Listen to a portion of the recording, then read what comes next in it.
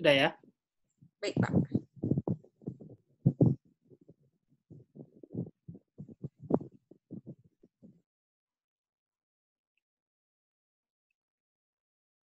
Kok lain ini? Bentar.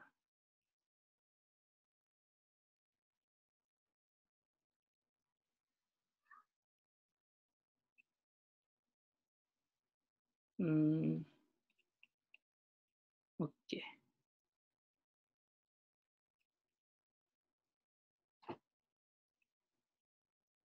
Slide 55.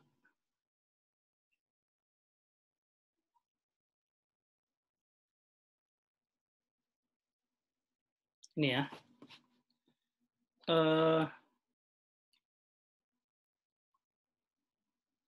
Ya, ini sebenarnya valuing bond ya. Jadi dia membayar, jadi seperti kemarin ya, bond itu sifatnya non-amortized loan namanya. Non-amortized loan. Artinya apa? Kalau yang amortized loan itu sama seperti kita bayar KPR. Seperti waktu di chapter time value of money. Jadi kita minjam 500 selama 2 tahun misalnya. Selama 2 tahun itu setiap bulannya kita bayar bunga plus cicilan dari prinsipalnya. Ya. Sampai habis prinsipalnya sampai 2 tahun. Itu namanya amortized loan ya, diamortisasi loan-nya. Tapi bond ini adalah kebanyakan dan yang kita bahas di dalam topik ini bondnya non-amortized loan. Artinya apa? Artinya kita minjam 500 selama 2 tahun, kita balikin 500-nya di ending aja di 2 tahun. Sepanjang dari tahun ke-0 sampai tahun kedua kita nggak ada bayar prinsipal, kita hanya bayar bunga tok ya sebagai peminjam. Jadi non-amortized namanya. Nah, seperti contoh ini, dia membayar semi-annual interest, berarti jangan lupa kalau semi-annual kuponnya dikali 2, kuponnya dikali 2 atau bagi 2? Kuponnya dibagi 2 ya, kuponnya dibagi 2, jadi 85 dibagi 2 jadi 42,5. Kemudian I-nya dibagi 2, N-nya dikali 2. Ya, ada 3 ya. Jadi time-nya jadi 40 periods karena 20 tahun. YTM-nya jadi 4,5% dari 9%. Ya. Tinggal dimasukin ke rumus menghitung present value. Jadi present value dari interest-nya ditambah present value dari prinsipalnya. Present value dari interest-nya menggunakan annuity, prinsipalnya menggunakan langsung ya dibagi 1 tambah I per 2 pangkat 2N. Jadi intinya hanya menghitung, sama seperti hitungan yang bond sebelumnya, hanya kalau dia semi-annual, kuponnya dikali 2, kuponnya dibagi 2, N-nya dikali 2, YTM-nya dibagi 2. Kalau menggunakan Excel jadi dapat seperti ini. Oke. Nah, sekarang 4 kunci ya hubungan antara faktor-faktor yang mempengaruhi bond. Bond itu kan isinya apa aja berarti? Price, kupon, YTM ya, YTM, yield to maturity, kemudian maturity date-nya, sama N ya, maturity-nya ya. Nah, kalau gitu, ini yang first relationship ya. Hubungan pertama. Siapa yang ketawa? Hubungan pertama ketawa. Kira ya. Ya, hubungan pertama itu memang selalu apa ya? Teringat terus ya biasanya. Jadi kok jadi gitu ya? Yang pertama itu yang susah dilupakan ya. Anyway, first relationship ya di sini.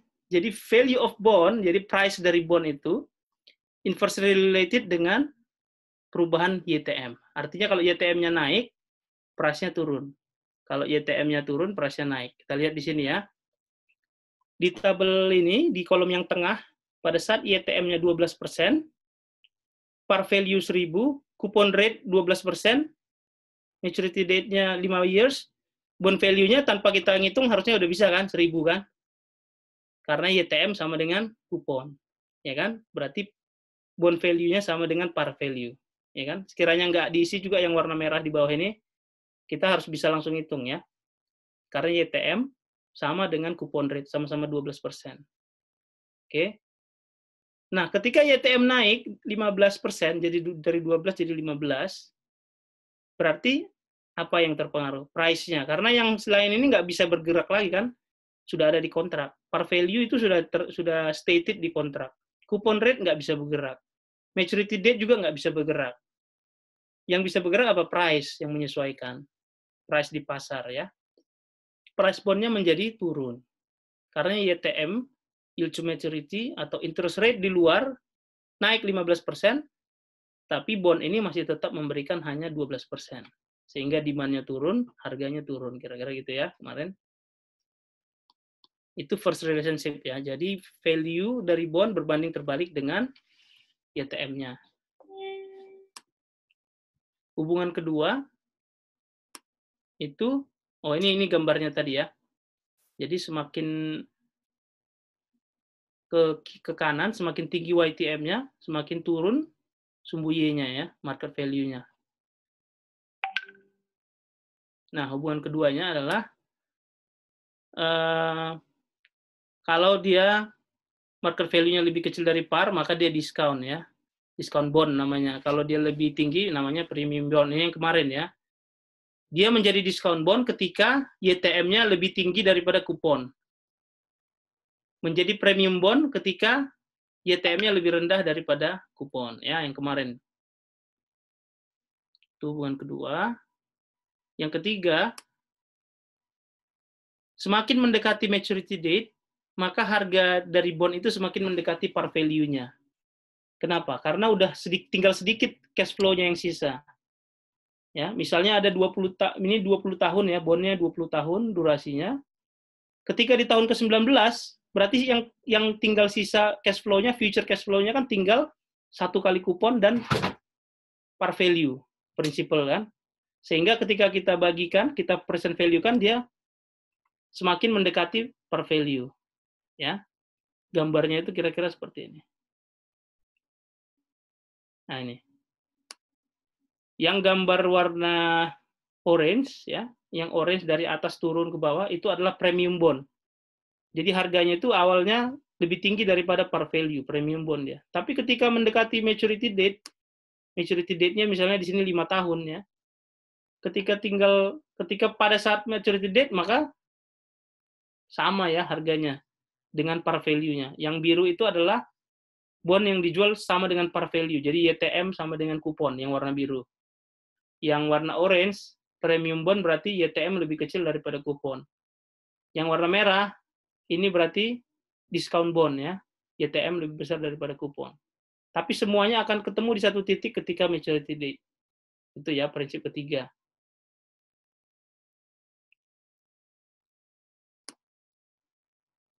Prinsip hubungan keempat, wah ini udah sampai 4 dia ya. Hebat juga nih. Bisa dapat 4 orang dia. Oke, prinsip keempat ini long term bonds ya memiliki interest rate risk yang lebih tinggi daripada short term bonds. Sekarang kalau ditanya, kalau ada 2 bond di pasar, ya ada 2 bond di pasar, dua-duanya punya kupon yang sama, harganya sama, semuanya sama kecuali yang satu ini durasinya 5 tahun, yang satunya durasinya 10 tahun. Yang mana yang lebih beresiko? 10, Pak. Yang 10 ya, karena ini ya, karena dia semakin tidak pasti ya. Semakin tidak pasti, semakin jauh dia semakin lama waktunya semakin tidak pasti. Ini ya, long term bonds have greater interest rate risk ya. Itu. Kemudian ini tipe-tipe bond nanti bisa dibaca ya. Debentures, mortgage bond, euro bonds, zero coupon bonds ini yang paling lazim di Australia ya, zero coupon bonds. JCB kita bilang ZCB. Jadi dia nggak ada kupon, langsung bayar ini aja interest, langsung bayar prinsipal di akhir. Biasanya dia singkat, cuma setahun biasanya itu, maksimal 2 tahun. Oke, ini determinan dari interest rate yang menentukan ya. Nah, sekarang kita masuk ke ini, real rate of interest ya. Jadi kalau misalnya kita pergi ke bank ya, kita mau nabung nih ceritanya. Dia bilang bunga banknya 5%. Oke, kita masukin duit di sana. Uangnya tadi 1.000 ya, tadinya 1.000. Kita masukin ke bank, untuk setahun berarti 5% dapat 50 ya, 5% dari 1.000 kan 50 ya. Berarti di akhir tahun pertama itu kita dapat total saldo kita 1.050. Kita tarik ke luar bank ya. Kemudian ternyata dalam 1 tahun itu naik juga inflasi 5% misalnya. Jadi inflasi naiknya sama dengan tingkat bunga. Kita dapat bunga 5%, inflasi juga naik 5%. Ya, kalau dalam kondisi seperti itu, apakah kita benar-benar dapat interest? Enggak ya. Jadi sebenarnya real rate interest kita nggak ada, 0 ya. Karena walaupun kita membungakan duit di bank 5%, tapi harga-harga barang juga naik 5%. Ya, itu sebenarnya tujuan rumus ini itu ya, bukan yang ini tapi. Ini bukan ini hanya approximation, ini hanya pendekatan kira-kira ya. Yang benar yang akurat itu ini. Namanya Fisher effect ya atau Fisher equation. Sering disebut. Fisher itu nama orangnya, Irving Fisher kalau pernah dengar ya. Irving Fisher itu orang Amerika, dia selebriti tapi ekonom, keren ya. Bayangkan Raffi Ahmad jadi ekonom, ya kan? Atau Andre Taulani jadi ekonom gitu. Gak kebayang sih aku. Tapi itu ya, anyway ya. Jadi si Fisher ini dia ceritanya dulu selebriti tapi ekonom, keren juga dia. Dapat Nobel juga dia satu. Namanya Irving Fisher, dia meneliti tentang interest rate ya. Dia memang fokus penelitiannya interest rate. Nah, rumusnya menjadi seperti ini. 1 tambah R nominal sama dengan 1 tambah real, R itu berarti interest rate ya, interest rate real dikali 1 tambah rate inflation. Ya. Jadi kalau kita masukkan ke contoh. Jadi yang selama ini RR yang selama ini kita lihat interest rate yang di slide-slide sebelumnya, di chapter sebelumnya itu adalah R nominal ya. Yang selama ini kita misalnya interest rate 5% ada di soal, itu nominal semua itu. Nggak ada yang real itu. Kecuali nanti di soalnya memang menyebutkan itu real rate. Kalau nggak disebutkan, itu nominal rate ya, sekali lagi ya. Kalau di soal ada menyebutkan interest rate, kalau nggak disebutkan itu real rate, itu berarti interest rate. Itu berarti nominal rate. Oke. Nah, ini contohnya ya. Kita expect inflasi akan naik 5% tahun depan. Sementara tabungan kita di bank juga ngasih 5% bunganya. Apakah kita dapat real rate of return? Apakah ada real rate of return kita? Coba kita lihat ya, langsung ke tabel ini. Year 0, saving balance kita, tabungan kita 10.000, ini yang tadi ya, yang saya sebutkan ya. Harga permen misalnya ya, price index ini, termasuk ini, price index ini juga penelitiannya si Irving. Si Irving tadi ya, Irving Fisher ya. Jadi sekarang kita mengenal penghitungan inflasi itu kan menggunakan price index ya, BPS itu menghitung inflasi pakai price index ya. Itu juga dari penelitian si Irving tadi. Nah, jadi hari ini kita punya 10.000 ya. Bayangkan satu permen harganya $1 ya. Sehingga kalau kita beli permen itu bisa kita beli 10.000 banyaknya, 10.000 pieces hari ini. Karena harga permen $1, tabungan kita $10.000. Tahun depan karena kita hari ini mau nabung 5% di bank, berarti tahun depan naik 5% ya, jadi 10.500 tabungan kita. Tapi karena ada inflasi, harga permen yang $1 tadi juga jadi 1,05 tahun depan. Sehingga kalau kita beli tahun depan, ternyata sama, kita hanya bisa beli 10.000 juga. Artinya apa? Artinya nggak ada sebenarnya kita terima real rate. Real interest itu nggak ada sebenarnya kita terima. 0. Karena daya beli kita sama, purchasing power kita sama. Tahun ini maupun tahun depan. Tapi seandainya kita nggak nabung di bank, malah kita kalah dari inflasi kan gitu. Seandainya uang kita yang 10.000 ini tahun depan tetap 10.000, kita nggak nabung di bank, malah kita purchasing power-nya jadi 9.000 sekian kan gitu. Jadi perspektif lain dari menabung itu bukan untuk mendapatkan bunga, tapi untuk to beat inflation ya, untuk mengalahkan inflasi. Paling tidak menyerikan keadaan gitu, menyamakan keadaan, seri dengan inflasi. Supaya kita nggak ketinggalan nilai uangnya dari inflasi. Paling tidak itu ya tujuan kita menabung di bank. Jadi dalam soal ini berarti purchasing power kita nggak naik. Real rate-nya kalau kita hitung dengan rumus si Fisher tadi 0 nih. Ya, rumusnya jadi ini kan. Ini kan dia memutar rumus yang tadi, R1 tambah R nominal sama dengan 1 tambah R real dikali 1 tambah R inflation, ya. Rumusnya tadi. Kalau diputar jadi gini. Oke. Nah, soal kedua misalnya ya. Kalau kita memperkirakan inflasi akan naik 4% tahun depan, ya. Holding all else the same berarti apa? Kalau bahasa ekonominya apa? Ada yang tahu? Holding all else the same ini. Ceteris paribus, Pak. Yes, ceteris paribus ya, bahasa ekonominya ya. Jadi ceteris paribus, berapa return yang kita dapat, nominal return-nya kalau kita ingin purchasing power kita naik 2%. Berarti purchasing power itu artinya real rate ya. Purchasing power itu nama lain dari real rate. Real rate-nya 2%, inflasinya 4%. Nah, kita masukkan tinggal ke rumus Fisher tadi. Nggak bisa langsung kita bilang 6% ya, nominalnya ya.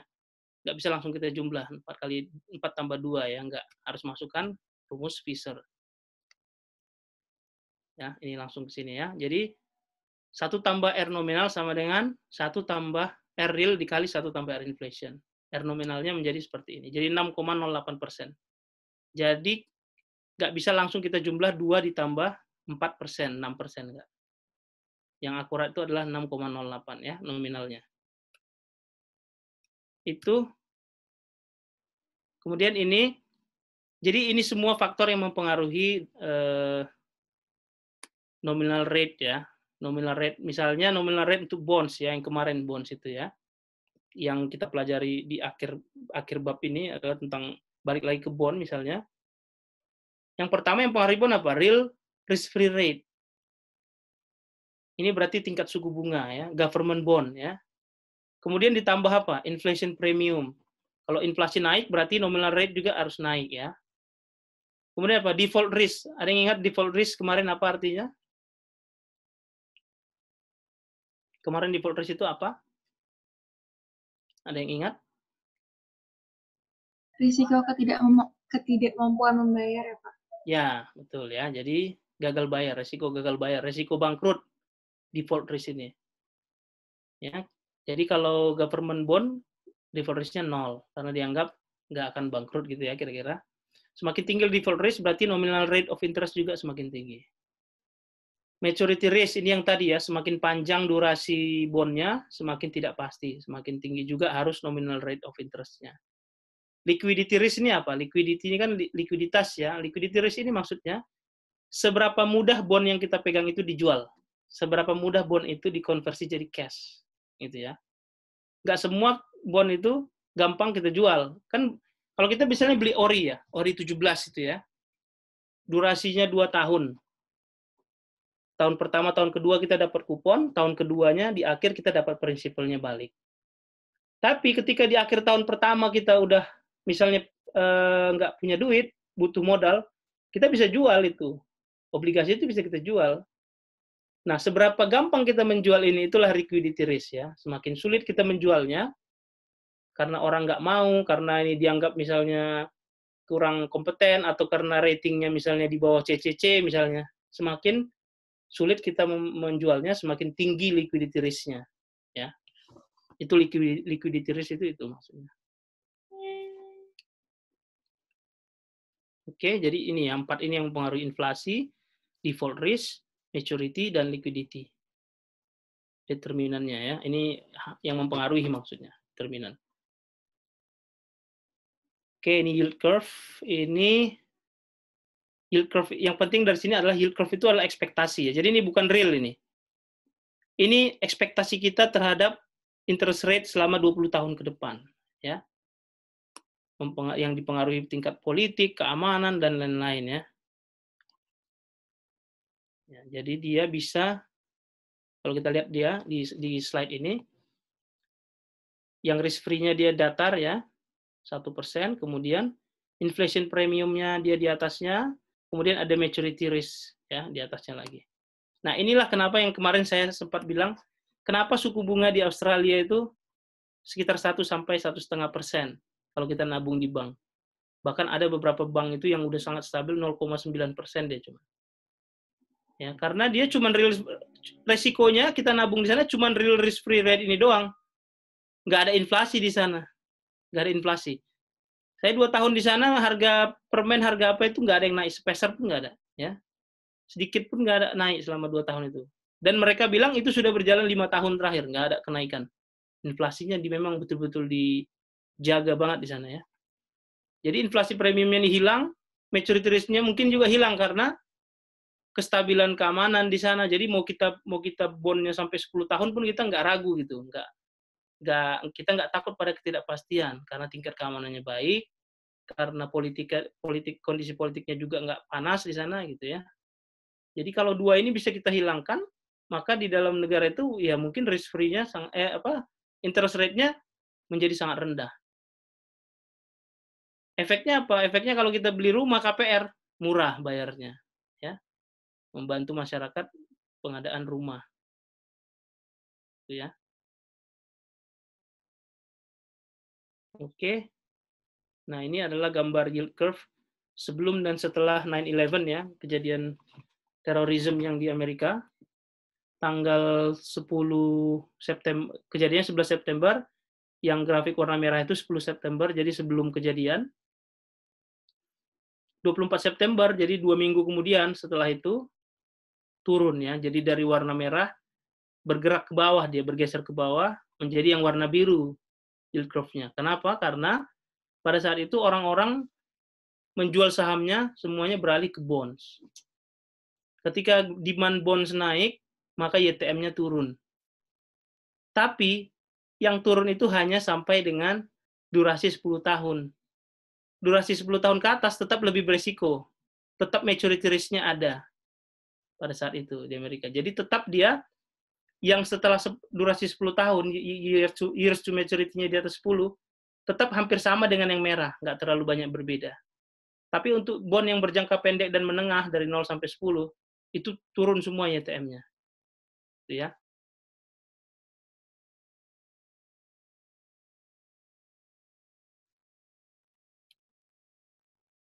Ya, ini hanya menunjukkan bahwa yield curve itu tidak selalu naik.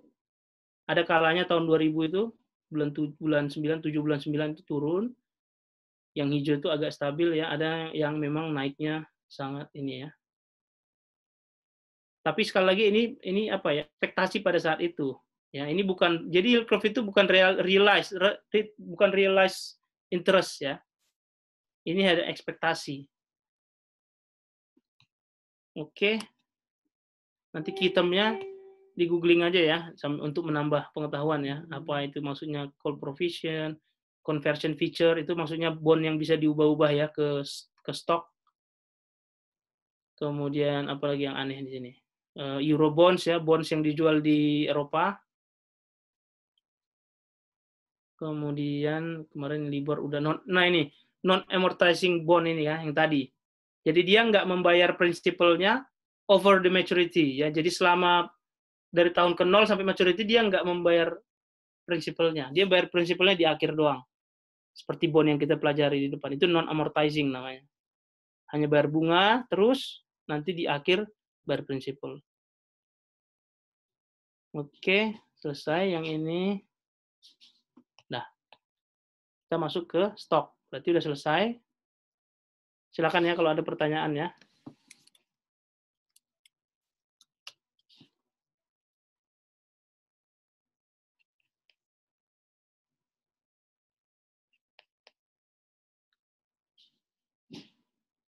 Pak, Ya, silakan.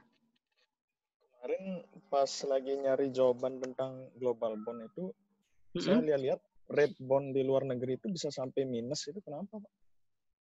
Iya, jadi bentar ya, jadi minus itu berarti bondnya itu disajikan dalam bentuk real rate, ya. Kalau minus itu, kalau dia real rate berarti dia kalah nominalnya sama inflasi tadi, yang Fisher equation ya. Jadi kayak waktu itu minus itu kejadiannya waktu di Global Financial Crisis 2008 pernah. Mungkin juga sekarang karena kenapa? Sorry ya, lupa ya mute ya berarti. Ada 9. Apa-apa. Iya, alhamdulillah langsung diambil orang lo, wes langsung. Orang pas kayak. Saya mute aja ya. Oke ya, jadi pada saat GFC itu dan mungkin juga karena sekarang ya, karena COVID ini ya, kalah ya nominal interest-nya dengan inflasinya ya, karena udah itu dengan ditambah lagi dengan liquidity risk, ditambah lagi dengan ketidakpastian. Jadi bisa memang waktu itu di Yunani tuh. Dan parahnya itu masih lumayan kalau itu corporate bond ya yang minus ya, real rate-nya. Parahnya waktu itu government bond yang minus. Jadi seolah-olah apa? Kalau government bond kuponnya minus berarti artinya apa itu? Berarti seolah-olah negara bayarin bunga padahal dia udah minjemin, masyarakatnya membayarin bunga ke negara, padahal dia yang udah minjemin. Jadi kita minjemin negara duit, kita ngasih utang ke negara duit, tapi kita bayar bunga ke negara juga. Seolah-olah gitu, karena real rate-nya minus pada saat itu. Padahal itu government bond, itu di Yunani pada saat itu. Makanya waktu itu dibilang, ada yang media yang menyebutkan Yunani dalam tanda kutip bankrupt katanya. Negara yang bankrupt. Spanyol juga hampir pada saat itu kan. Itu ya, jadi kalau kalian melihat misalnya ada interest rate yang minus, sebenarnya kan nggak mungkin interest rate minus. Kalau nominal nggak mungkin. Tapi kalau real rate-nya bisa jadi. Ya, bisa jadi minus jadi. Oke, ada lagi.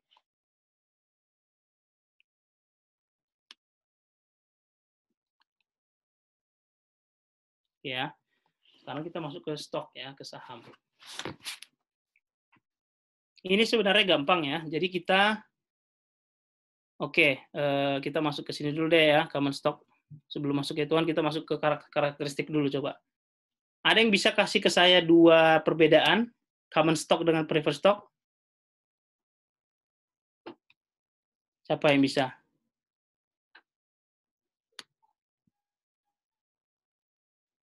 Sekali-sekali saya coba ini deh ya, nunjuk deh ya sekali-sekali ya, biar seru ya. Coba Brenda deh, Brenda. Satu aja deh perbedaannya. Apa sih perbedaan common stock dengan preferred stock? Kalau dulu atau sekarang mungkin belajar juga ya di akuntansi ya. Bisa? Perbedaan preferred stock dengan common stock.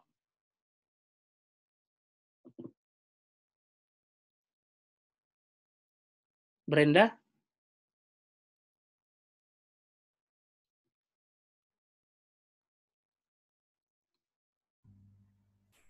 Iya, Pak. Ya. Satu aja coba perbedaan common stock dengan preferred stock coba. Kalau kata Google sih ya, Pak ya. Ya, nggak apa-apa. Yang penting kan inilah bisa lebih nempel. Katanya gitu kan kalau kita belajar itu sambil kita sendiri yang ngomong kita lebih nempel katanya. Ya. Apa? Yang pertama tuh ada RUPS, Rapat Umum Pemegang Sahamnya. Oke. Kalau di saham biasa itu mereka ada hak suara, kalau di saham preference itu nggak ada. Oke. Terus satu aja dulu, satu dulu aja. Oke. Coba ada lagi nggak ya ke Rizky coba. Rizky Febriani. Iya, Ada Pak. lagi nggak yang kepikiran? Perbedaan. Tadi udah disebutkan satu kan sama Brenda. Voting rights-nya ya. Common stock itu punya voting rights. Preferred stock itu nggak punya voting rights. Ada lagi nggak? Kalau misalkan saham biasa, pas pembagian income-nya, mereka dapat sisa. Kalau preference itu lebih diutamakan. Oke, ya. Dan bahkan kalau preference itu dia kumulatif ya dividennya. Kalau nggak terbayar tahun ini, tahun depan juga harus dibayar. Kalau nggak bisa juga diakumulasikan lagi tahun depannya gitu ya. Iya, Pak. Oke, ya. Itu sebenarnya 2 itu yang paling ini ya, yang paling clear perbedaannya ya. Oke, kita masuk ke sini. Jadi ini ya, yang tadi pertama adalah mana sih common stock? Ini common stock itu mereka lah sebenarnya owner dari firm ya, common stock itu. Karena apa? Karena mereka punya voting rights ini, punya voting rights. ya. Meskipun dia most shareholders vote by proxy. Proxy ini maksudnya perwakilan ya. Jadi misalnya ada 200 orang punya suara yang sama, mereka buat perwakilan. Jadi satu orang aja yang mengasih, tapi dihitungnya 200 tetap gitu ya. Jadi per lembar saham itu dihitung satu suara. Kalau common stock. Sementara preferred stock, meskipun dia dijamin besaran dividennya, ya, dan kalau nggak terbayar tahun ini akan dibayar lagi tahun depan, akan diakumulasi lagi tahun depan gitu ya. Tapi mereka hanya nerima doang, mereka nggak bisa mengontrol manajemen. Mereka nggak bisa menunjuk board of director, mereka nggak bisa menunjuk siapa manajer A, manajer B, nggak bisa. Yang bisa menunjuknya adalah pemegang saham biasa, yang punya voting rights ketika RUPS, ya. Ikut menentukan arah perusahaan, ikut menentukan besaran dividen, pembayaran dividen, berapa yang diinvestasikan kembali ke project A, B gitu ya, itu mereka. Itu bedanya. Di satu sisi preferred stock tapi lebih diuntungkan karena yang di atas, claim on assets ya. Ketika misalnya perusahaan akan bangkrut, dihitung-hitung semua asetnya, maka kan nomor satu yang dapat kreditur ya. Yang paling pertama dapat klaim atas aset kreditur. Nah nomor dua preferred stock dulu, pemegang preferred stock, baru common stock. Jadi common stock itu yang terakhir, residual ini kalau bahasanya. Common stockholders have residual claim ya. Jadi betul-betul residu, terakhirnya dia. Yang disampaikan tadi ya. Jadi dia memang yang terakhir doang dia dapatnya. Prioritas ke terakhir. Itu perbedaannya ya, dua perbedaan utama. Nah, ini yang agency cost yang kemarin di chapter 1. Jadi karena manajemen itu bekerja by insentif ya, merespon insentif, maka mereka berusaha mencari bagaimana caranya supaya insentifnya gede sebagai manajer. Sampai melakukan fraud, misalnya dengan window dressing dan lain-lain ya. Padahal investor mengira kenaikan laba atau kenaikan performa perusahaan itu memang betul-betul kinerjanya gitu ya. Di satu sisi investor ingin kepentingannya meningkat, harga saham meningkat. Di satu sisi yang diinginkan manajer bukan harga saham meningkat, tapi insentifnya meningkat, gajinya meningkat gitu ya, agency cost.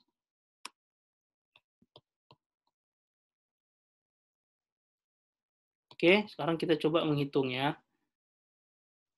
Nah, rumusnya seperti ini nih. Jadi kalau kalian buka lagi ya, time value of money di chapter 5 atau 6 ya, saya lupa ya. Karena 2 kali kan kita belajar TVM ya, time value of money. Nah, di salah satu chapter itu ada yang membahas mengenai apa? Perpetuity ya, cash flow perpetuity. Rumusnya apa? Kalau dia tanpa tak berkesudahan misalnya, sampai selamanya dia membayar cash flow. PMT dibagi I-K. Bagi apa? Interest kurangi growth. Interest. Kalau yang konstan ya, yang nggak ada growth-nya. Jadi dia membayar misalnya $200 terus setiap tahun sampai tidak berkesudahan misalnya. Rumusnya apa? PMT dibagi di chapter 5 atau 6 waktu itu. Ada yang masih ingat?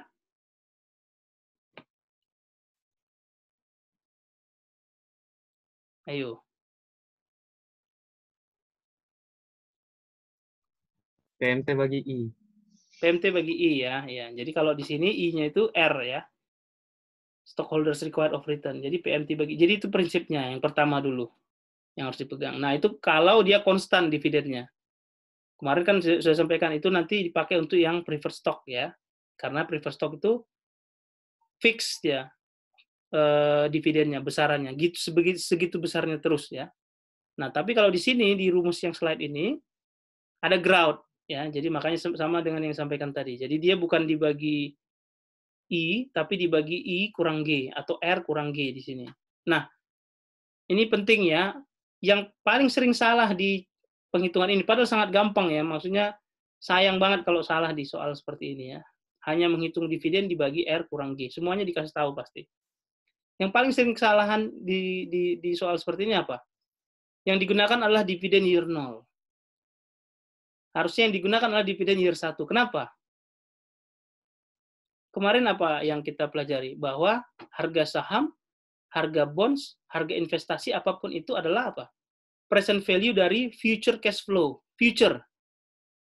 Kuncinya di situ ya. Bukan cash flow yang udah terjadi, tapi future cash flow. Jadi kalau hari ini ya jam 1 misalnya ya, jam 1 tadi perusahaan mengumumkan perusahaan sudah membayar dividen misalnya 500. Sementara kita mau menghitung harga saham perusahaan itu menggunakan dividen discount model, menggunakan dividen constant, dividen growth model ini ya, seperti yang ini ya, rumus ini. Ini namanya DGM ya, dividen growth model. Apakah rumusnya kita buat 500 sesuai harga yang saham dibayar jam 1 tadi, dibagi R kurang G? Enggak, karena nggak relevan lagi, itu udah dibayar gitu. Nilai dari saham ataupun bonds atau investasi apapun itu adalah future cash flow, present value of future cash flow. Sehingga kita harus mencari future cash flow-nya apa gitu. Jadi harga saham yang barusan saja dibayar tadi itu justru dipakai untuk menghitung future cash flow-nya.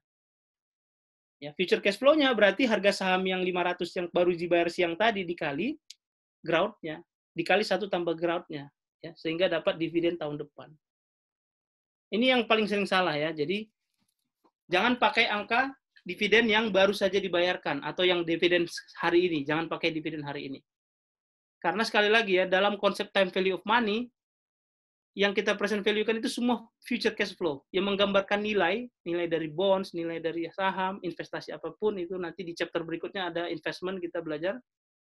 Itu yang kita present value kan adalah future cash flow, bukan current atau present cash flow. Ya. Kita lihatnya biar lebih jelas ya. Nah ini. Akhir tahun lalu ya, baru aja dibayar itu ya $6 dividennya. Ini kan berarti bukan future cash flow ya. Jadi jangan dipakai ini sebagai D1-nya untuk rumus tadi. Justru kita harus mencari berapa dividen berikutnya, prediksinya. Nah, dibilang bahwa dia membayarkan cash dividend every year from now to infinity, sampai selamanya. Ya, berarti pakai rumus perpetuity. Tapi karena ada growth-nya, dia bilang dividennya grow at a rate of 5% per year. Berarti dia G-nya 5%. Kalau 5% per year, tahun terakhir dibayar 6, berarti future cash flow yang paling dekat tahun depan itu berarti $6 dikali 1 tambah 5%. Itu yang justru kita pakai. Ya. Sehingga nanti, jadi kalau kita gambarkan timeline-nya kan kira-kira gini. Yang sudah pernah dibayarkan ya, akhir tahun kemarin, misalnya ini 1 Januari. Kemarin baru dibayar $6. Ya. Berarti yang kita pakai sebagai D-nya, D1-nya nanti yang 6 kali 1,05 ini. Oke. Menjadi seperti ini ya. Jadi D1-nya kita hitung D0 dikali 1 tambah 0,05. 1 tambah 5%. Jadi 6,3-nya yang kita pakai ya D1-nya. Bukan 6-nya. Rumusnya menjadi seperti ini ya. 6,3 dibagi R kurang G. 6,3 bagi 0,07. Kesalahan yang sering adalah 6 langsung dipakai ya. 6 dibagi 0,12 kurang 0,05. Sekali lagi, nilai dari saham, nilai dari bonds, nilai dari investasi apapun adalah present value dari semua cash flow-nya. Ya, jadi future cash flow-nya ya. Bukan current atau present. Nah, itu yang kita present value-kan, semua future cash flow-nya.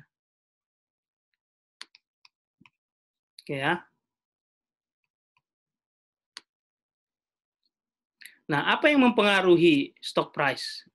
Kalau dengan rumus yang tadi, dengan rumus ini, V ini kan value ya, value of common stock ya. Berarti kenapa dibilang value? Karena kita anggap inilah nanti sebenarnya segitulah harganya seharusnya gitu, harga saham seharusnya. Jadi misalnya price saham hari ini 1.000, saham A 1.000 ya di pasar saham hari ini. Kalau kita hitung VCS-nya, value of saham A itu sebesar 1.500, artinya apa? Artinya harusnya price-nya itu bukan 1.000 menurut kita, tapi 1.500. Makanya dia pakai kata value di sini. Tapi value-nya ini berarti maksudnya price-nya, ya. Price yang seharusnya, kira-kira gitu ya. Value ini artinya price yang seharusnya. Nanti tinggal kita bandingkan dengan price yang saat ini ada di pasar. Nah, kalau dengan melihat rumus price ini, price yang seharusnya ini, berarti yang mempengaruhi kan dividen, ya, dividen year one, R, sama G ya. 3 itu berarti yang mempengaruhi besaran stock price. Ini ya. Dividen R dan G. Nah, tapi karena dividen 1 itu dihitung tadi pakai D0 dikali G, sementara D0-nya kan kita bilang nggak relevan karena udah lewat. Berarti kita bisa lebih spesifikkan lagi. Berarti yang paling penting sebenarnya faktor yang mempengaruhi adalah R dan G doang. R dan G doang berarti ya. Ini, mana ini? Nah ini. Karena dividen D0-nya itu has been paid ya, has already been paid, it cannot affect price. Jadi hanya dua variabel sebenarnya yang mempengaruhi. Hanya R dan G. D-nya nggak perlu, karena D1-nya tadi pun kita hitungkan dari D0 kali G, pakai G kan. Yang penting jadi G-nya. D0-nya nggak mempengaruhi lagi karena sudah lewat, sudah terjadi ya. Jadi kita spesifikkan lagi yang mempengaruhi harga saham menurut model dividen discount ini, dividen discount model atau dividen growth model namanya. Karena banyak ya cara menghitung saham itu banyak. Yang hari ini kita pelajari, yang pertama itu dividen discount model. Izin Pak, Joanne belum di ACC. Oke, sip.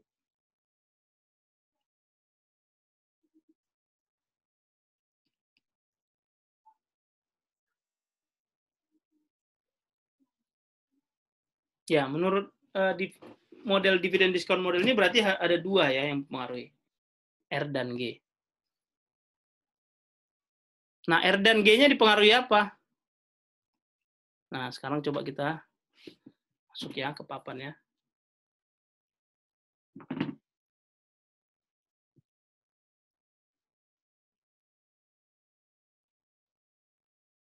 Oh, bentar ya, sebentar ya.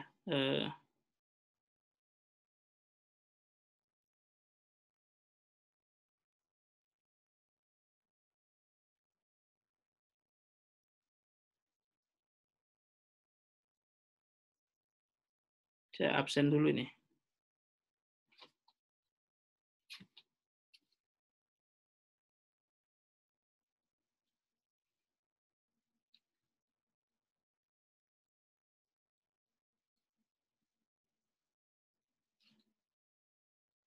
Oke, kita coba ke papan ya. Tadi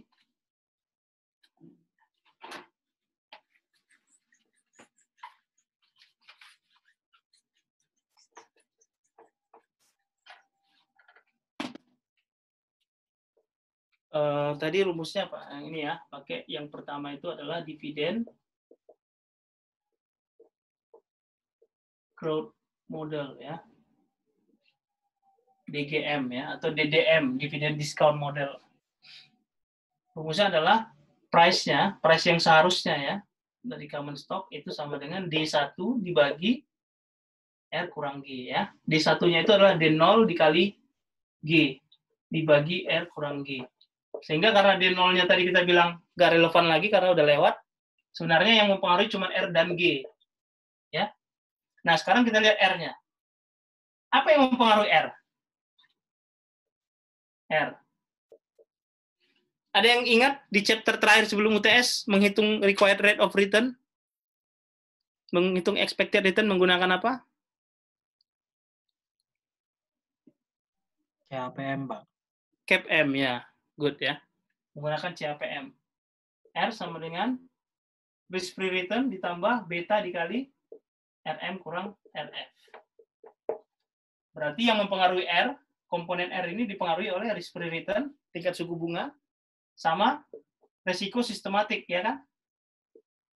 Sistematik risk dari saham itu. Saham yang mau dicari nilainya ini. Ya, jadi resiko sistematiknya sama risk free rate-nya. Itu yang mempengaruhi R. Ya, makanya di slide kita lihat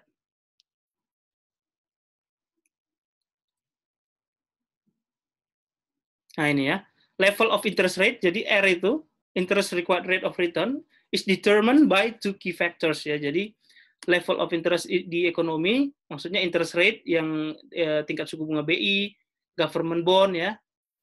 Kemudian risk of firm stock, betanya, beta dari stok perusahaan yang ingin kita nilai harganya itu, ya. Ini rumusnya CAPM. Nah, sekarang G. Apa yang mempengaruhi G? Dibuat di sini yang mempengaruhi G adalah ROE dan retention ratio B. Ya. Ini harus kalian ingat ya. Ada tambahan harus diingat lagi baru ini ya, tambahan istilah baru namanya retention ratio. Istilahnya B ya kodenya. Nanti kita lihat. Rumusnya adalah GRAUD G sama dengan 1 kurang dividen payout ratio DPR ya. Singkatnya DPR, 1 kurang DPR dikali ROE. ROE yang kita pelajari di analisis financial statement. 1 kurang DPR ini sama dengan B. Jadi rumusnya itu G sama dengan B kali ROE. Saya coba sebutkan lagi ya. Oke. Tadi komponen pembentuk price, R dan G ya. R-nya tadi udah selesai ya, menggunakan CAPM. Sekarang G-nya. Di buku dibilang G sama dengan B dikali ROE. B itu sama dengan 1 kurang DPR. Apa itu? Misalnya gini ya. Misalnya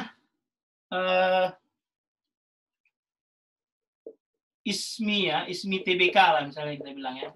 Ada PT ISMI TBK ya. PT ISMI TBK ini net income after tax-nya 1.000. Misalnya ya. 1.000 tapi dalam miliar ini ya kan, 1 T lah gitu ya. Net income after tax-nya 1.000 ya. Kemudian ini kan 1.000 ini kan kalau nggak diapa-apain berarti masuknya kemana? Ke equity. Net income after tax masuknya kemana kalau di equity? Ke neraca. Masuknya kemana dia? Ke pos apa? Return earning. Return earning ya. Jadi ini masuk menambah return earning nanti kan. 1.000. Tapi PT ISMI TBK ini membuat kebijakan dalam RUPS-nya. Dari 1.000 ini 200 nanti dibayar menjadi dividen, ya kan? Sementara 800 masuk ke return earning. Masuk RE. Nah, kalau kasusnya seperti ini berarti DPR-nya, dividen payout ratio, itu sama dengan 200 dibagi 1.000. 20%. Jadi dividen payout ratio itu maksudnya proporsi net income after tax yang dibagikan ke pemegang saham biasa. Ya. Proporsi net income after tax yang dibagikan sebagai dividen ke common stock. Jadi B-nya adalah retention ratio yang masuk ke return earning. 800 dibagi 1.000 atau 1 dikurang DPR ini. Jadi B-nya 80%. Gitu. Jadi B ditambah DPR itu harus 1 hasilnya. Artinya berapa proporsi dari net income after tax yang ditahan jadi return earning, berapa proporsi dari net income after tax yang dibagikan sebagai dividen. Itu ya, itu DPR yang dibagikan dividen, B-nya yang dimasukkan ke return earning. Makanya return ya. Retention ratio ini. Ini sama dengan retention ratio ya. Yang ditahan maksudnya, persentase yang ditahan. Oke. Nah, sekarang kita kembali lagi ke sini, ke rumus ini ya. Saya hapus. Kenapa bisa rumusnya jadi GRAUD sama dengan B kali ROE ya? Jadi itu rumusnya itu bukan asal-asal ya, bukan asal-asal itu ya, dibuat ya. Kita coba pakai dari sini aja. Rumus ROE apa ROE? Rumus ROE apa? Ada yang masih ingat ROE?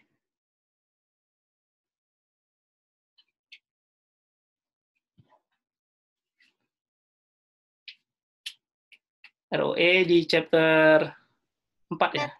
Net 3. income per equity, Pak. Net income dibagi equity ya. Equity-nya ini book value-nya kan berarti yang dari neraca ya, bukan market value-nya ya yang dipakai ya. Kalau begitu, kalau rumusnya seperti ini, bisa nggak saya ubah net income tahun depan, misalnya net income 1 saya buat kodenya ya, net income tahun depan itu sama dengan equity tahun depan dikali ROE. Bisa nggak saya buat gini rumusnya? Untuk memprediksi berapa net income kita naik jadinya tahun depan. Bisa nggak saya ubah jadi gini? Bisa ya, mengubah dari sini ya. Nah, sekarang saya mau ubah equity 1. Bisa nggak saya bilang equity 1 itu, equity tahun depan, equity 1. Kalau misalnya nggak ada issuing stok baru, nggak ada buyback stok lama. Jadi nggak ada perubahan di common stock-nya.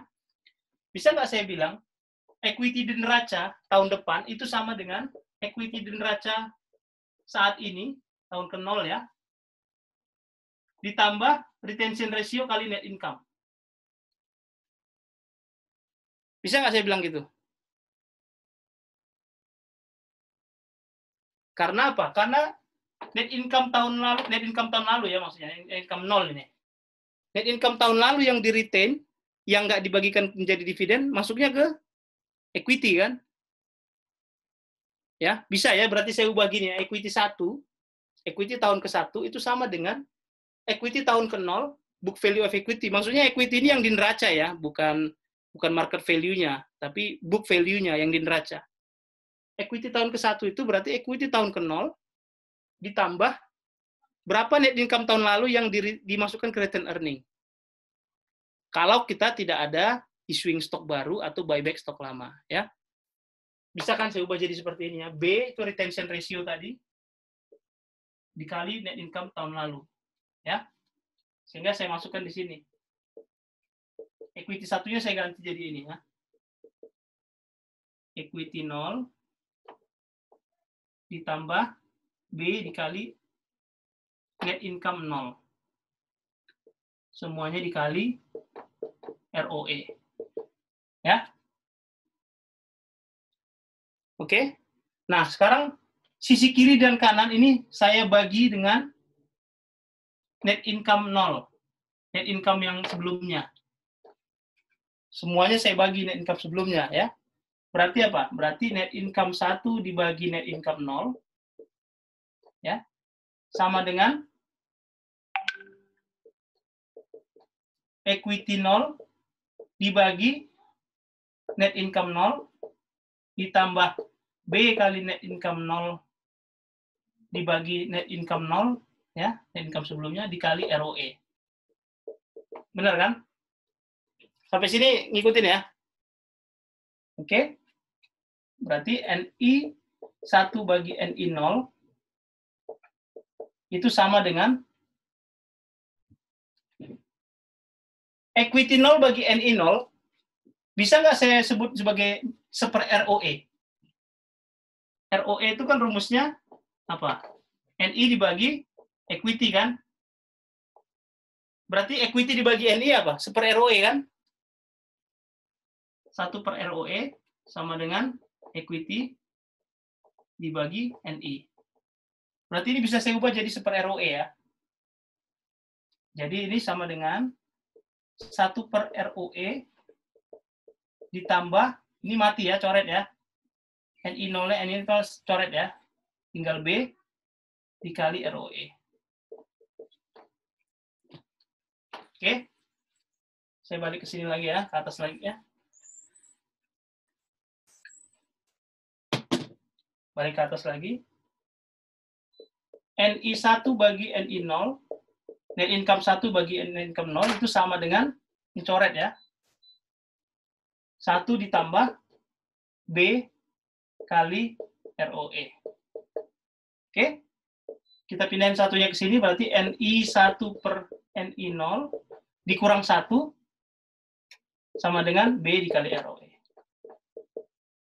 NI 1 dibagi NI 0 kurang 1 itu apa? Growth kan? B kali ROE. Jadi dari sini datangnya ya rumusnya. Sayangnya di buku kita nggak ada disajikan proses ini. Jadi kita nggak tahu tuh maksudnya itu apa gitu. Kok tiba-tiba growth sama dengan retention ratio kali ROE. Di slide muncul, di buku muncul, tapi penjelasannya nggak ada. Ya. Jadi datangnya itu sebenarnya dari mathematical equation aja sebenarnya. Datangnya itu dari situ ya. NI bagi NI1 bagi NI0 kurang 1 itu kan sama dengan ground-nya. Ground NI maksudnya. Ya, ground NI itu dianggap sebagai ground dividen. Jadi misalnya kalau dividennya naik kalau net income-nya naik 10%, dianggap dividennya juga nanti akan dibayarkan naik 10% di tahun berikutnya gitu ya. Jadi ground di sini adalah ground net income dan ground dividen. Ya. Jadi mencari ground itu saya yakin nggak akan ditanyakan ya di soal ini, proses ini, misalnya dikasih tahu equity tahun lalu, itu bukan untuk tingkat bukan untuk tingkat kita, ya. Itu untuk manajemen keuangan 2 mungkin nanti. Tapi yang saya ingin tunjukkan bahwa kenapa ground bisa sama dengan B kali ROE itu ada jalannya. Itu nggak asal-asal ya. Nanti akan dikasih tahu. Mungkin nanti yang dikasih tahu di soal misalnya ceritanya kayak tadi. Jadi nggak dikasih tahu B-nya, nggak dikasih tahu DPR-nya, tapi dia bilang misalnya dari laba 1.200 dibayar jadi dividen. Berarti kan DPR-nya 20% gitu ya. Kalau di soal manajemen keuangan tingkat kita, tingkat ini, seperti itu levelnya.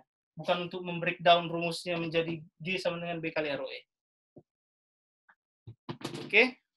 Cuman karena dia memang ujuk-ujuk aja datang ini rumusnya. Di buku juga nggak dijelasin, saya lihat.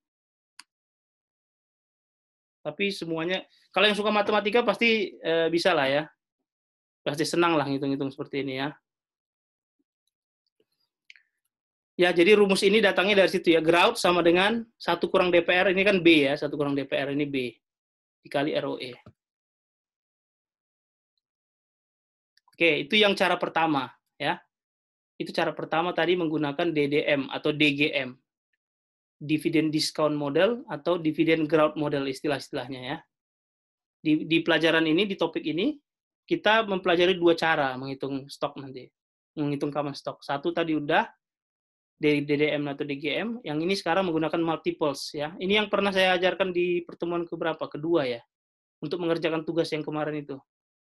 Yang antara Sinarmas dengan Sampurna ya. Karena mereka peer, kita bisa pakai perbandingan PE ratio-nya. Ya. Nah, ini jadi value of common stock itu sebenarnya PE ratio dikali EPS. Ya. Jadi kalau kita balik ke papan.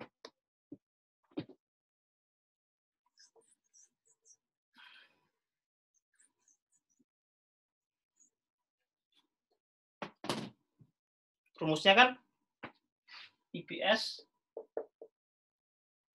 sama dengan apa? PE ratio ya. PE ratio sama dengan PE ratio. Oh, ini cara kedua aja ya, biar jelas ya. Ini tadi 1 udah dividend growth model, yang kedua kita masuk ke multiples. Ya, namanya. Nah, rumusnya kan PE sama dengan price bagi EPS. Ya kan? Nah, di dalam intinya kan 2 model ini kita mencoba mencari price ya. Makanya rumusnya price sama dengan itu yang mau kita cari. Price yang seharusnya maksudnya. Nah, di sini berarti kita ubah aja ya. Jadi price sama dengan PE ratio dikali EPS. Nah, bedanya dengan rumus yang biasa, dengan rumus yang atas adalah PE-nya yang kita pakai bukan PE-nya saham yang mau kita cari. Misalnya kita mau mencari price dari saham A gitu ya. Price saham A. Maka PE-nya bukan PE saham A yang kita pakai, tapi PE multiples PE peer-nya. PE dari peer-nya. Peer A. Peer-nya si A gitu ya. EPS-nya yang kita pakai EPS A. EPS-nya punya si A. Gitu. Kita combine dia dengan PE orang lain. Karena apa? Karena prinsipnya kalau ada dua saham yang identical peer ya, harusnya PE-nya sama. Prinsipnya itu ya. Either yang B-nya yang undervalued atau A-nya yang overvalued. Ya, selalu seperti itu. Jadi kalau kita kembali, misalnya ada soal ya.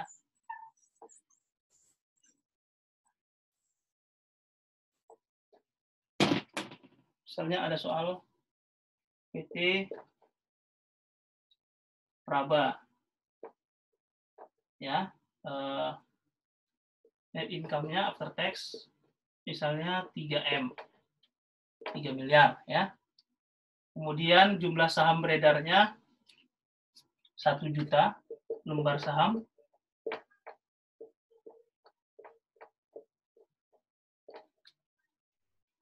Ya kan?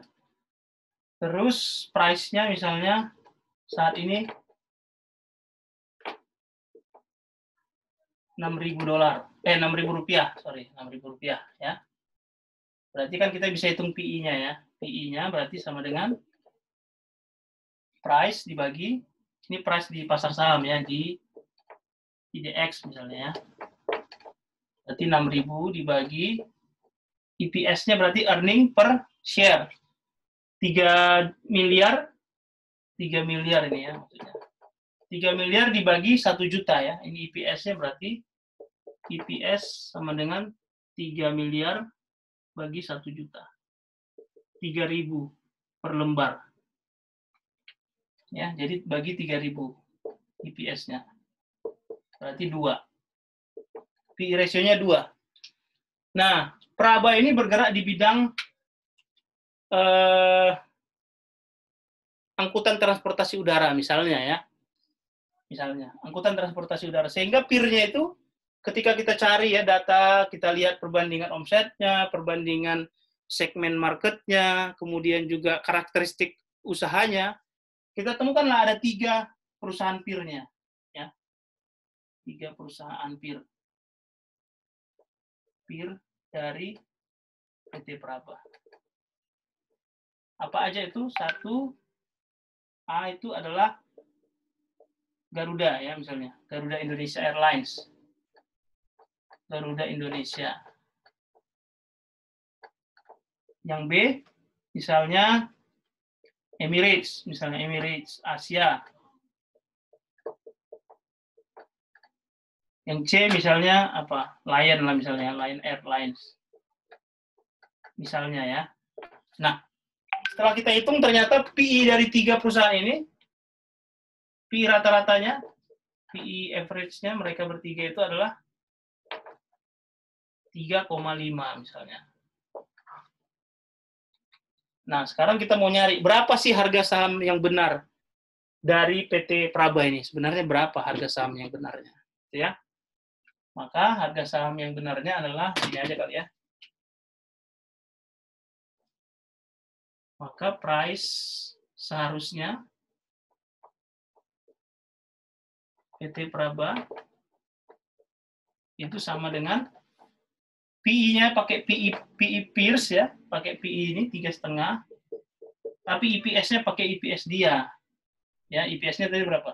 3.000. Jadi harusnya harganya itu adalah 10.500 di pasar. Artinya apa? Kalau hari ini harganya 6.000 berarti apa? Under price atau under value ya. Under value. Kalau under value berarti buy atau sell? Atau hold? Kalau under value? Bye. Oke. Oke. Itu ya. Jadi itu aja. Di multiples itu gitu aja sebenarnya perhitungannya. Yang pasti kita harus mencari peers-nya. Bisa peer-nya seperti yang contoh kemarin, Sinarmas versus Sampurna, one on one ya peer-nya. Bisa juga kita cari seperti ini ya, dapat beberapa peer-nya. Bagaimana cara mencarinya? Kalau realnya, kalau di ujian pasti dikasih tahu ya. Kalau di ujian pasti dikasih tahu.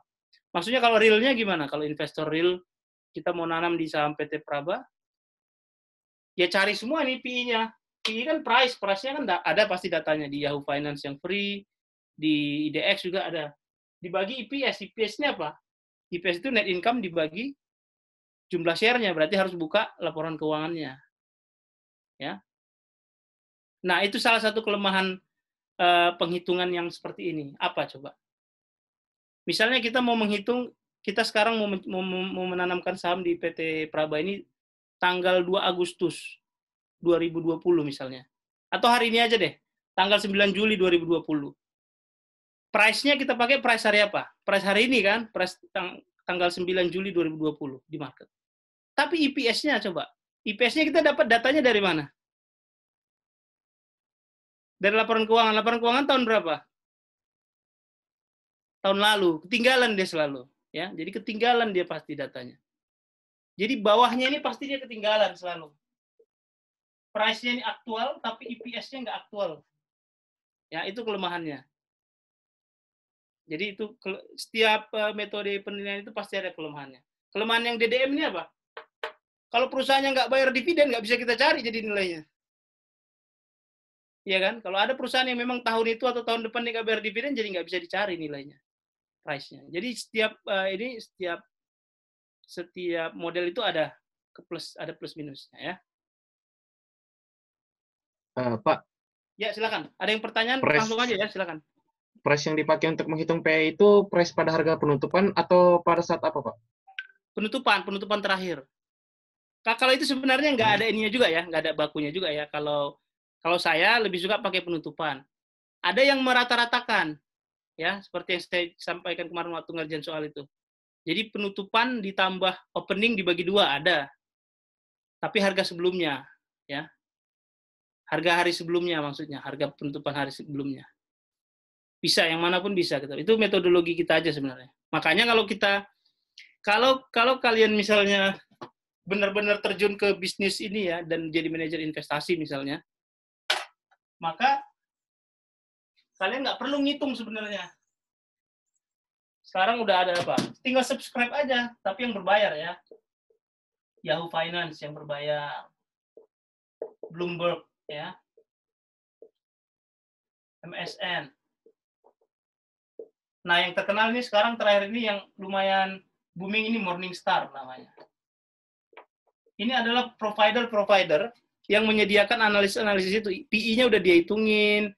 Bahkan ada yang menghitung PI-nya itu, EPS-nya dia nggak pakai EPS tahun lalu, tapi EPS tahun berjalan, prediksi.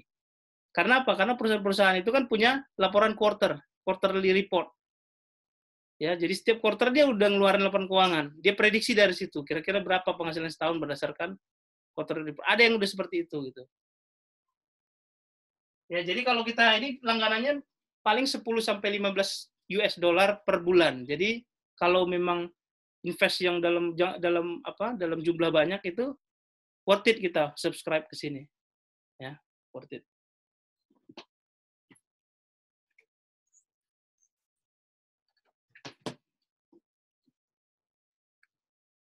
Oke.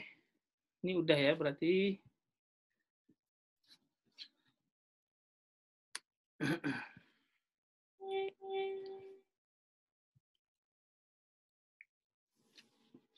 Nah, ini sebenarnya soalnya dari buku ini ya. Jadi nanti lihat dari buku.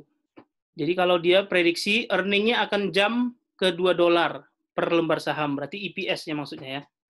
Kalau dia bilang earning akan jump $2 per lembar saham, berarti 2 itu maksudnya EPS-nya. Maka tinggal EPS dikali PI-nya multiple. PI-nya peer-nya ya.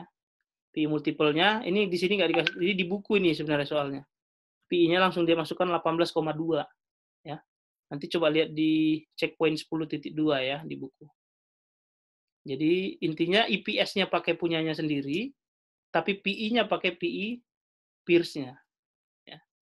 Itulah value menurut model ini ya, menurut model itu itulah value yang sebenarnya, harga sebenarnya dari saham tersebut. Oke. Nah, kalau berarti apa yang mempengaruhi PE ratio? Nah, sekarang coba kita combine ya. Di sini dia bilang growth dengan R. Sekarang coba kita combine. Tadi kan yang kedua kita udah belajar tentang multiples ya. Ini rumusnya price sama dengan PE dikali EPS ya. Nah, sekarang ini kita combine ini berduanya. Kita combine menjadi rumus yang awal adalah price-nya adalah D1 dibagi R kurang G. Ya kan? Kalau kedua sisinya ini saya bagi dengan earning atau net income, maka jadi apa? Maka sebelah kirinya jadi PI kan? Jadi PI ratio kan? Ya, kalau sebelah kiri dan kanan saya sama-sama bagi dengan earning, Maka sebelah kiri yang P ini jadi PE ratio kan? Dibagi sama dengan ininya berarti D1 dibagi earning juga ya. Earning dibagi R kurang G. Ya, jadi itulah kenapa dia bilang yang mempengaruhi di slide ini, yang dia bilang mempengaruhi PE ratio adalah crowd dan R ya. Jadi yang ini yang mempengaruhi. Oke. R dan G aja. Karena D1-nya pun kan ngitungnya D0 dikali 1 tambah G. Ya. Sementara earning-nya kan given ya. Earning-nya kan kita nggak bisa, memang udah segitu kan dapatnya di earning-nya.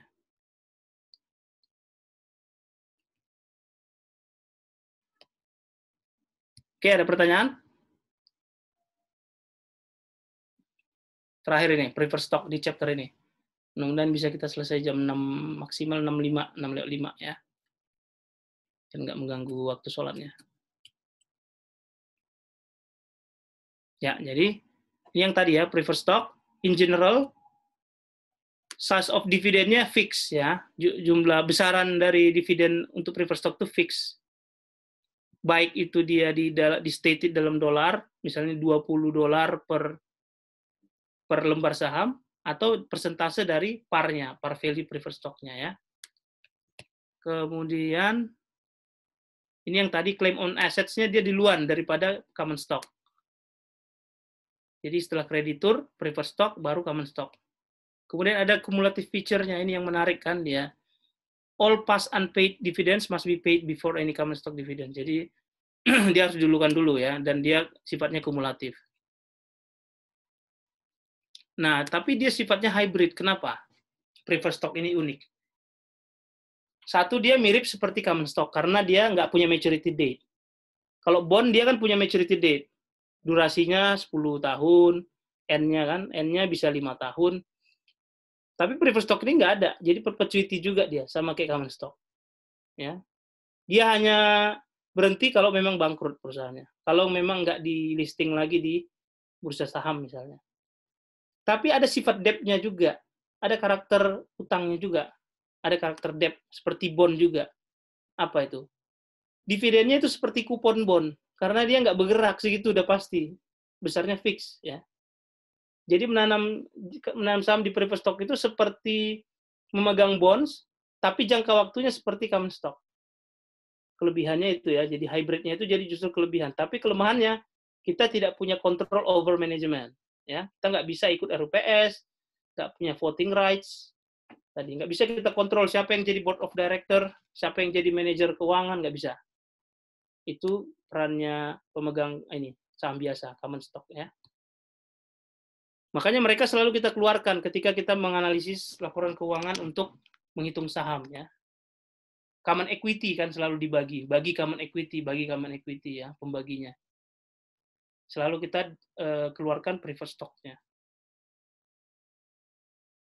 Ya, jadi ini lebih gampang lagi ini karena dia fix besarnya, nggak ada growth-nya, maka seperti yang perpetuity itu, cash flow yang perpetual cash flow itu kan, jadi dia PMT dibagi I aja. PMT-nya apa? PMT-nya dividennya. Dividen dibagi R jadinya. Lebih gampang nih. Jadi price-nya preferred stock, preferred stock sama dengan dividennya yang fix itu dibagi I atau dibagi R ya. Gampang. Sebaliknya kalau ditanya berarti berapa sekarang rate of return preferred stock di market? Tinggal diputar ya, R-nya sama dengan dividen dibagi dengan price ya, ini. Dividen dibagi dengan value dari preferred stock.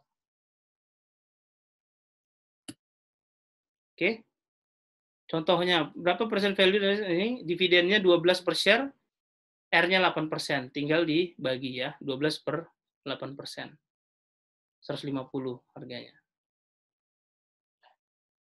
Oke. Stock market ini, dia sebenarnya menjelaskan, karena buku kita buku Amerika ya, ini yang dijelaskan stock market Amerika ya. Jadi silakan aja dibaca nanti ya, yang di buku dan yang di slide. Hanya untuk menambah pengetahuan ini. Kalau mau yang untuk menambah pengetahuan juga, lebih penting sebenarnya membaca tentang stock market Indonesia aja, ya. Ini karena buku kita memang buku Amerika, jadi stock market Amerika ini yang dijelaskan di sini. NYSE, Nasdaq, IMAX, dan lain-lain ya. Nanti coba buka juga websitenya IDX, lihat About Us itu kan, tentang sejarahnya mereka, dan lain-lain ya. Oke. Udah, sampai di situ aja ya pelajaran hari ini. Kalau ada pertanyaan silakan, kita masih punya sampai jam 6 deh ya. Kalau ada pertanyaan silakan deh sampai jam 6. Atau maksimal 6:05. Silakan. Mau diskusi tentang apapun lah ya. Mau tentang ini atau mau balik lagi. Siapa tahu kepikiran kan mau balik lagi ke masalah perpemdaan. Silakan nggak masalah. Tadi kami malah di kelas sebelah itu mungkin ada 1 jam kali bahasnya tentang, Pak kalau di Pemda itu gimana ya Pak ininya ya katanya. Ya banyak lah yang ditanyain gitu teknis-teknisnya ya. Oh ya satu lagi sebelum saya lupa ya, satu lagi. Tadi ada yang nanya, bisa nggak Pak G-nya lebih besar dari R-nya? Mungkin nggak G-nya lebih besar dari R-nya untuk yang rumus pertama ini? Jadi kan tadi nih rumus pertama ini kan price sama dengan G1 bagi R kurang G. Bisa nggak G lebih besar dari R? Karena kalau G lebih besar dari R, maka jadi minus kan price-nya. Ya kan, dividen dibagi minus, jadi minus price-nya nanti, price sahamnya. Price saham itu nggak bisa minus, limitnya 0. Ya, limitnya 0. Bisa nggak G sama dengan R? G lebih besar dari R? Ada pendapat nggak? Mungkin nggak G itu suatu saat lebih besar dari 0? Lebih besar dari R?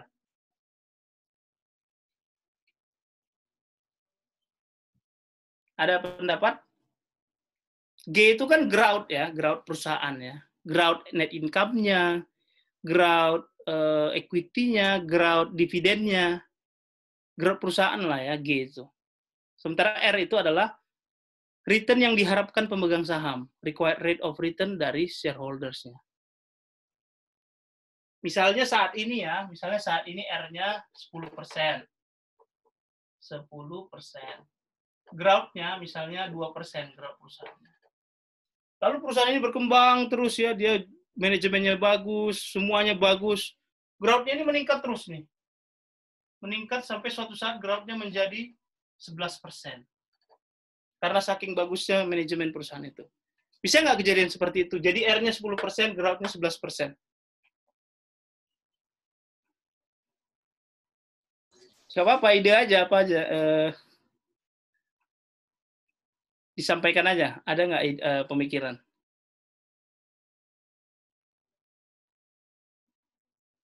Ada? Pas?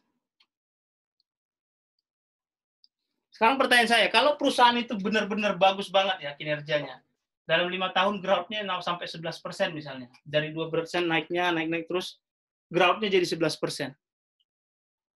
Apakah R-nya tetap sama? Enggak ya. Jadi iya, jadi R itu juga nggak stuck ya. R-nya akan naik seiring dengan G-nya naik. Jadi itulah kenapa nggak akan mungkin R itu lebih kecil daripada G. Kalau G-nya udah naik, investor akan mengadjust keinginannya. Berapa yang diharapkan return-nya dari suatu perusahaan itu. Jadi memang ini akan naik juga ini pasti. Misalnya jadi 15% atau berapa persen gitu ya. Gitu ya. Jadi nggak akan mungkin G-nya lebih besar daripada R. Pasti investor akan mengadjust sendiri langsung. Oke, masih punya 5 menit. Silakan kalau ada pertanyaan terkait apapun.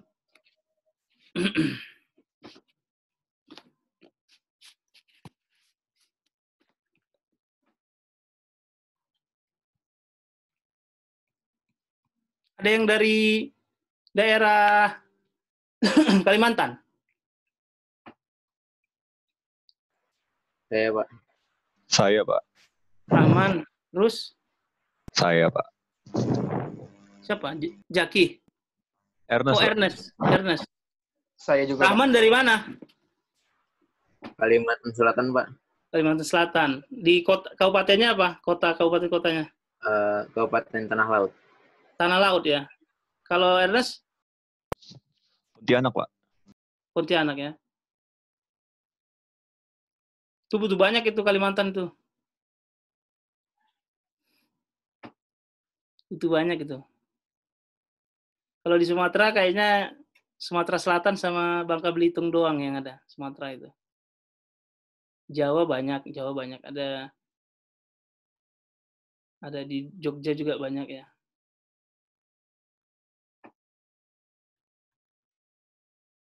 Kalau dari daerah timur Papua, Maluku Papua ada nggak di sini? Maluku Papua nggak ada ya? Banyakan dari Sumatera Jawa aja kali ya.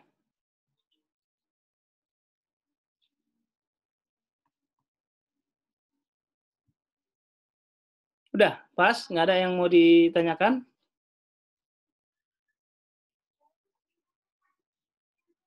Nanti berarti setelah ini kita mungkin minggu depan ya, saya post satu tugas individu dulu kayaknya. Individu dulu. Itu menghitung bonds dan menghitung equity nanti, topiknya ya. Nanti saya kasih mungkin waktunya 2 minggu lah. Tugas. Dan mungkin itu nanti tugasnya yang terakhir mungkin saya pakai. Jadi karena saya lihat nilainya kan lumayan bagus lah tugas-tugas selama ini ya. Jadi nanti mungkin komponen tugas yang 60% itu saya bagi 4 aja nanti kali. Komponen tugas yang bukan 60 ya, 50% ya tugas ya, sekitar 50% itu bagi 4. Jadi 3 udah. Karena nilainya yang terakhir itu kemarin lumayan bagus saya perhatikan. Makasih loh, ini saya melihat, saya bisa mengenali ya ketika saya membaca hasil kerjaan itu, ini serius atau enggak ya. Menurut saya tugas kemarin itu jauh lebih serius dari tugas-tugas sebelumnya.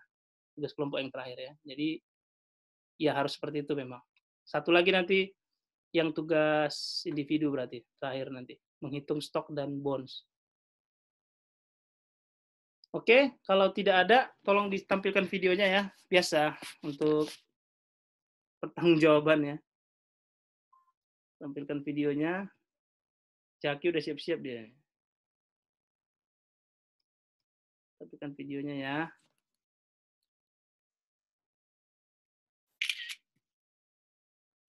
Bentar.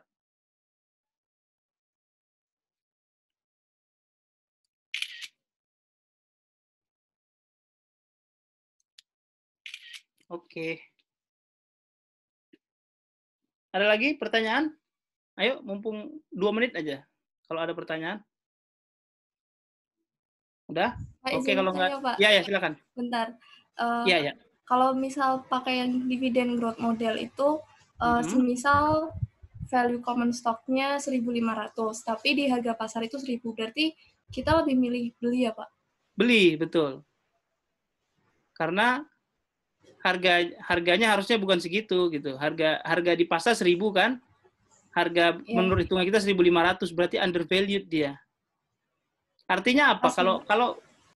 Kalau harga yang kita hitung itu benar terjadi, maka saham itu harus mencapai equilibrium di situ. Dia harus bagaimanapun caranya dia harus naik harganya dari 1.000 jadi 1.500.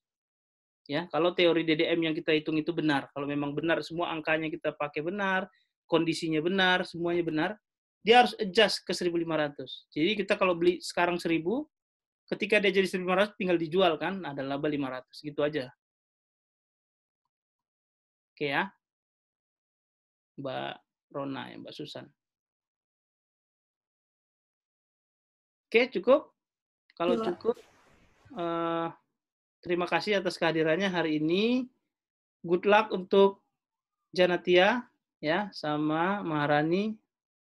Semoga lancar ujiannya, jangan ini lagi, harus hati-hati berarti ya, hati-hati banget berarti ya, mengupload dan menyekan itunya, LCU-nya. Tetap semangat, jangan demotivasi dengan diterpa isu apapun gitu ya. Sampai jumpa minggu depan, tetap sehat, stay at home ya. Oke, makasih ya semuanya ya. Makasih Pak. Makasih Pak. Makasih Pak. Oke, saya end ya meetingnya.